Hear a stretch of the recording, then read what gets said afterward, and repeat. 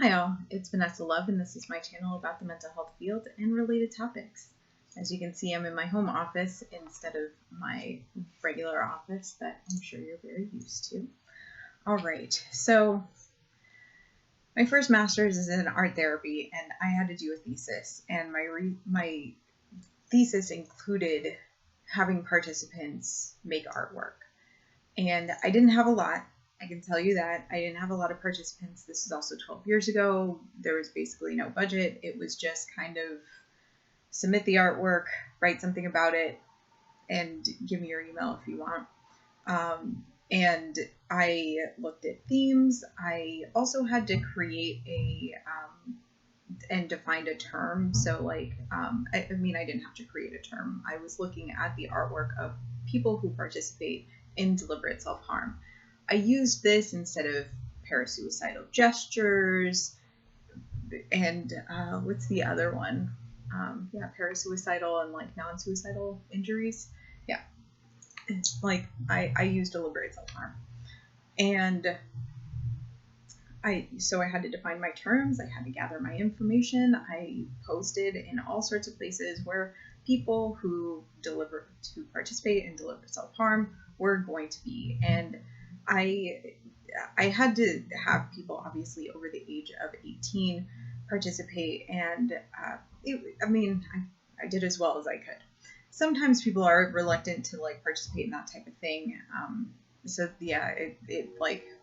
I'm not surprised with how low the outcome or the participants were, but I also kind of wish that it had been a little bit bigger. I was hoping to get 30 participants. So, and in my discussion, in my discussion of that, you have to write everything out, and you do have to it's 40 pages that I had to write out.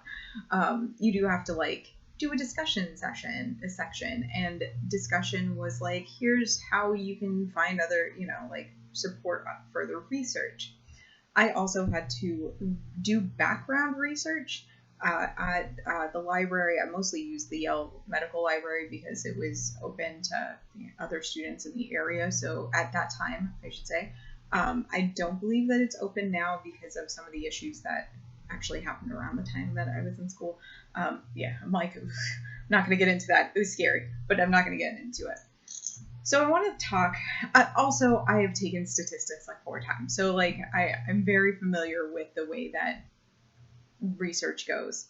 So I want to talk about Lisa Littman, and her research on rapid-onset gender dysphoria and parental responses. Now, she did not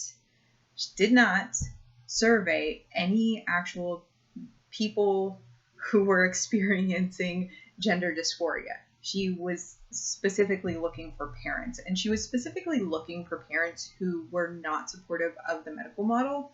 And I'm not saying that every trans youth has to go through a medical model, but those who are opposed to it do hold certain values, and my interpretation is that most of them are either really against medicine to begin with, or they're kind of conservative, and they're kind of, a lot of people have held on to this rapid onset gender dysphoria as a way to almost discredit people. Now, so this research came out, her published research came out in August of 2018. She did receive so much so much criticism of this research that in March of 2019 she came out and said more things that were more research based. It sounded like a real researcher, but she still has a bias, and I think that it comes across in everything that she says, nearly everything that she says, even when she corrected herself and was oh, well, it's not meant to be used to stigmatize vulnerable individuals, and it's not supposed to be used for every person who comes out, but it's kind of yeah, and at the same time it is, It's especially used by conservatives, and I've seen it used by conservative therapists to kind of dismiss the experience of transgender youth, which is it's not great. So I'm not going to say she sent a survey. She posted a survey on 3 websites. I looked at one of the websites and it was definitely against the medical model. The website owner and person who created this website said that basically plastic surgery and hormones are extreme treatments and that she didn't support them. And so she was kind of creating this platform for people who wanted to like talk about, you know, caring for their kids, but not believing their kids, but wanting to kind of affirm, but not affirm. Like, you can't have both. It doesn't work that way. So she had 260 parents, 264, I think, filled out this survey that Littman created on SurveyMonkey and had posted on these 3 websites. Obviously, she was looking for particular individuals. She wasn't looking for people who were affirming their kids. And I think even in her correction or her research, she said that she actually didn't know whether or not they were affirming their kids. But I'm like, some of the feedback that she particularly posted and like published in her research makes me think that the parents didn't believe their kids, and any kind of help toward like their kid was kind of sus. Like they were just like, I don't know. So it's 90 questions and there was like 2 essays. So it was like Likert scales, which if you know research, like it's like a scale from 1 to 5, agree, disagree, that type of thing. And I guess also demographic information and information about their kids, you know, like what age did they come out and that type of thing. So like I think it's important to look at parental experiences, because if she had more people, if she had 10,000 people, then I'd be like, oh wow, you know, this is great research. Like, you're really getting like a variety of people who are coming forward and talking about this stuff. But she didn't.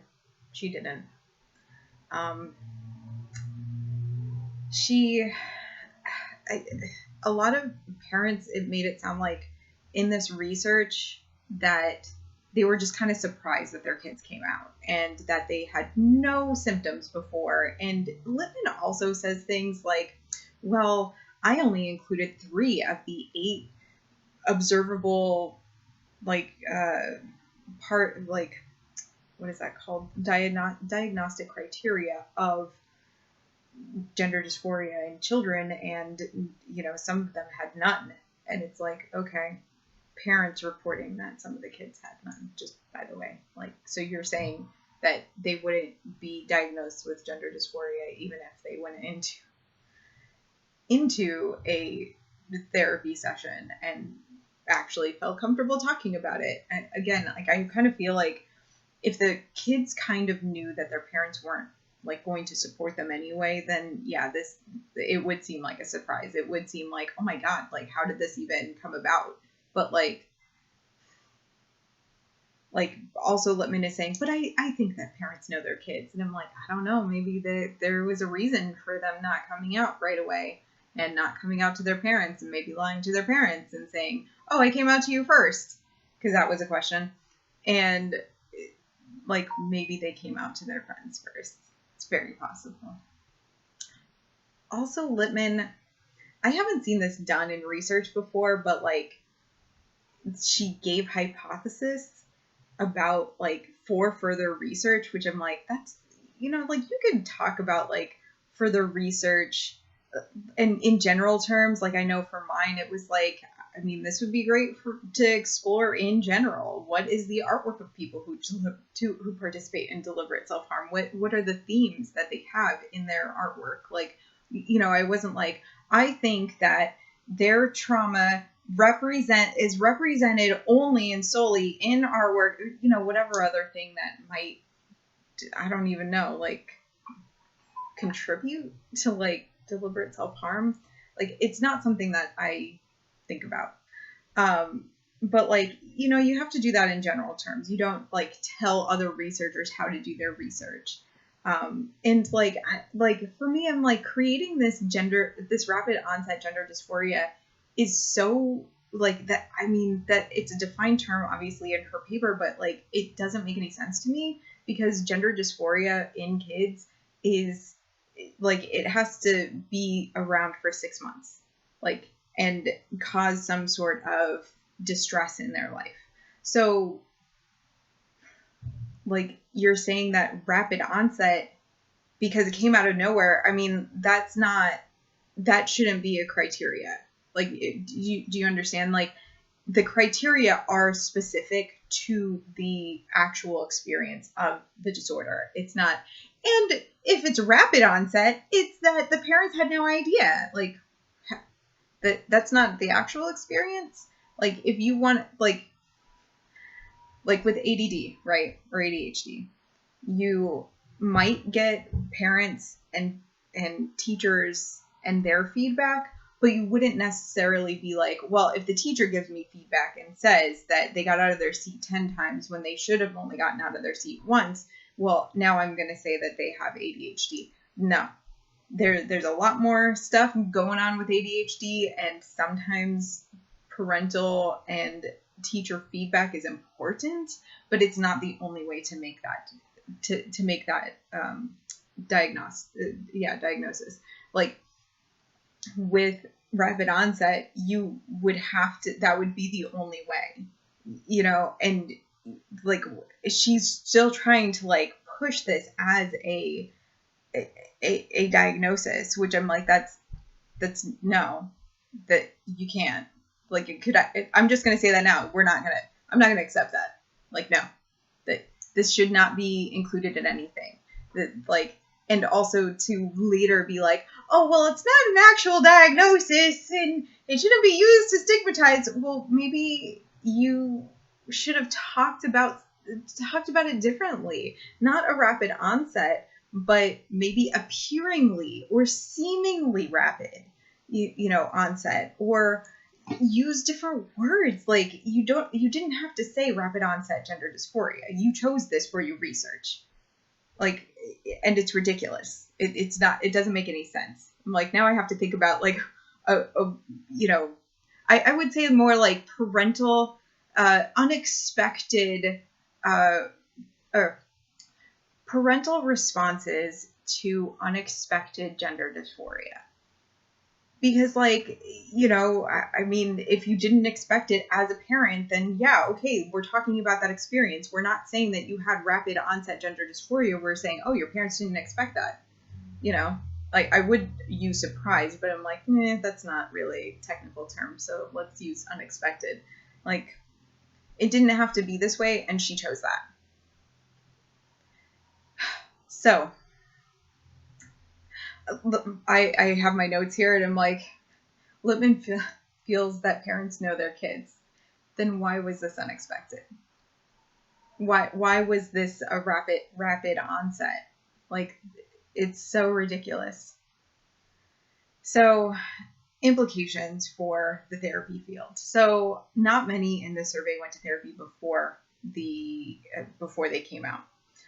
Parents felt that the kids were coached on the subject through social media, and that the parents felt that the therapists weren't more suspicious of the gender dysphoria, and they like said things like, they were specifically asked if, like, you know, if your kid was seeing a therapist who was anxiety, depression, and trauma, like, you know, talked about it, and they were like, well, no. And I guess, like, also not afterward either. And, like, the kids wanted medical transition, like a majority of them did. A majority of them saw gender dysphoria, like, therapists who specialized in gender dysphoria, which that's the way that should be. But the way that the research is written, it makes it sound like, well, then they went to a gender dysphoria therapist, and that therapist just affirmed who they were. And it's like, she feels that this rapid onset, this unexpected gender dysphoria is a social contagion and is a maladaptive response. And so this is, you know, her giving her, like, her hypothesis for future research, which like for me, I'm like, I would want to keep it more basic. I'd want to be like, well, what is the influence of social media on people who eventually come out? Are they looking at social media and finding support? Are they getting comfortable with understanding what it means to be gender dysphoric? Like, what is the content of their research? Because the way that she makes it sound, and the way maybe the parents interpreted their kids being online, was that they were doing fine, they were straight or lesbians, and then suddenly, because the majority of the people, the kids in this were girls, like, and then suddenly they were just trans, and it's like, well, maybe it's not just suddenly they were trans. Like, maybe there was lying going on. I mean, you know, like, it's not that I think teenagers lie a lot, but maybe they were hiding it from these parents particularly because they didn't feel comfortable and that they knew that their parents wouldn't support trans rights. So, like, I would want that. I don't think that, I can't believe I have to say this as a professional. Please let me know your feedback on this. I don't think that there is any way, there's nothing in my mind that makes me believe in any way that this is a maladaptive response to anxiety, depression, or trauma. I don't think that having depression, like, means, like, it's so infuriating to say this sentence, and also, like, almost funny because it's like the thought process. You really think, Litman, that someone who has depression is going to express themselves as trans as a coping mechanism? How did you jump to that conclusion? Because it doesn't make any sense to me that, like, you know, or trauma or anxiety, that someone who experienced, like, anxiety would be like, hey, you know what? I think I'm trans. Like, they don't even relate. The DSM-5 doesn't say anything about, well, one of the related, you know, one of the factors in this is that, you know, they went through trauma. No. They talk about maybe co-occurrences, comorbidity, as we talk about, like, they might be comorbid, but, like, I don't think, again, there's no question in my mind that, like, that depression can express itself as transgenderism, like, as gender dysphoria. Like, they might coexist. Like, that, you know, that's fine. But, like, I mean, can you imagine being a clinician, someone is telling you their story, and you're like, so are you sure that, you know, and I'll just use Calvin Garra at this point. Like, are you sure that you're not trans because you had to watch your sister, and while you were watching your sister, you experienced a traumatic event? Are you sure that you were trans before that? Like, are you sure that didn't inform your transgenderism? Can you imagine saying that to anyone? Like, I can't. So yeah, like, this research with Littman, she really is all about this alternative explanations for gender dysphoria, and to, I guess, like, not initially, like, be like, oh, okay, yes, it's gender dysphoria. Maybe it's just depression. You know what? Like, if in some alternate reality, let's say that that's true, that, like, this is just depression.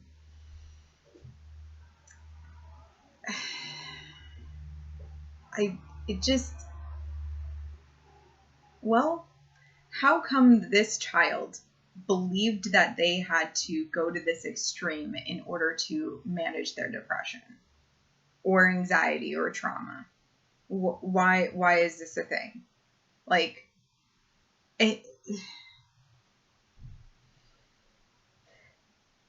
most clinicians who would probably, like, who have grasped on to this idea of rapid onset gender dysphoria, they know that they don't work well with people who have gender dysphoria, so they usually don't, like, it's out of their scope of practice, so they don't actually see people who have gender dysphoria. And this is why people who come out and identify as trans do want to find someone who specializes in gender dysphoria so that they actually go to someone who's knowledgeable. I don't know what else to say about that. I mean, I also want to say that I have seen several trans people in my practice, and I don't have any doubts, first of all, that they are trans. Like, there's no doubt in my mind, any of them. They've all been through some shit. Just let me lay it out there. They've been through shit. But, like, it's interesting because in those sessions, we've mostly focused on, like, family, relationships, school, peers. Like, we're not, like, so focused. Like, at that point when they're, like, coming to see me, like, it's kind of like, oh yeah, that's part of you. But, like, it's not, like, immediately after, you know. It's usually like, this is who I am. Yes. This is who I've been for many years. Yes.